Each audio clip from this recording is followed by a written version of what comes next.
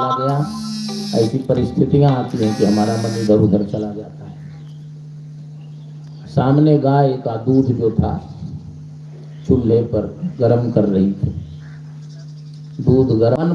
भगवान से हटा, बस भगवान चले गए बिछावन पर। माँ ने भगवान को बिछावन पर सुलाया और दौड़कर चली गई दूध को शांत करने। अब भगवान को क्रोध आया, भगवान ने क्रोध का अभिनय किया। क्रोध तो आता नहीं है, लेकिन हुआ रोष रण रावण मारा। नहीं रोष करें, नहीं क्रोध करें तो ना अच्छे लोग उन्हें समझेंगे न गलत लोग। गलत लोगों के लिए तो वही दवाई ही है, सठे साठ्यम समाचरे। और अच्छे लोगों को ही समझाने के लिए कभी कभी गुरु लोग भी क्रोध करते हैं। जब तक डांटेंगे नहीं, कठोर बात बोलेंगे नहीं, मर्मी सज्जन सुमति कुठारी, मर्म वचन जब तक नहीं बोलेंगे तब तक शिष्यों को भी बोध नहीं होता। तो भगवान ने कहा कि इनको कई बार अपना रूप दिखाया, लेकिन आज तक ये मुझे पहचान नहीं सके। इनका मन मुझ में नहीं लगा है, इनका मन दूध में लगा है अभी। और मैं बता चुका हूं कि दूध पीने में नहीं आया हूं, मैं तुम्हारे कारण आया हूं।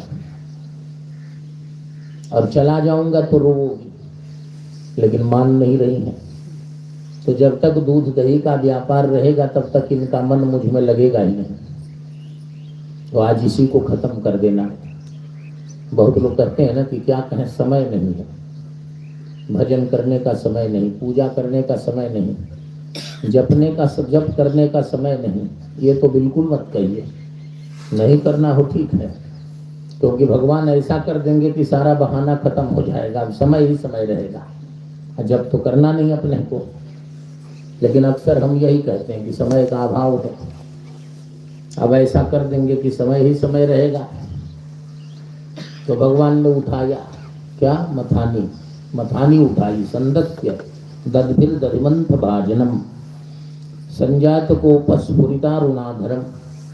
क्रोध उत्पन्न हुआ, क्रोध को उत्पन्न किया तो अरुण अधर जो है, लाल लाल होठ, ये स्फुरित होने लगे, फड़कने लगे। और संदस्य दद्भिर दधिमंथ भाजनम, वहीं पर देखा मथानी थी, मथानी को उठाया और धड़ाम धड़ाम जितने मटके थे लाइन से सबको तोड़ना शुरू किया। अब गोपियां दौड़ी आई कि सुबह सुबह ये फायरिंग कहां से होने लगी, इतना विस्फोट।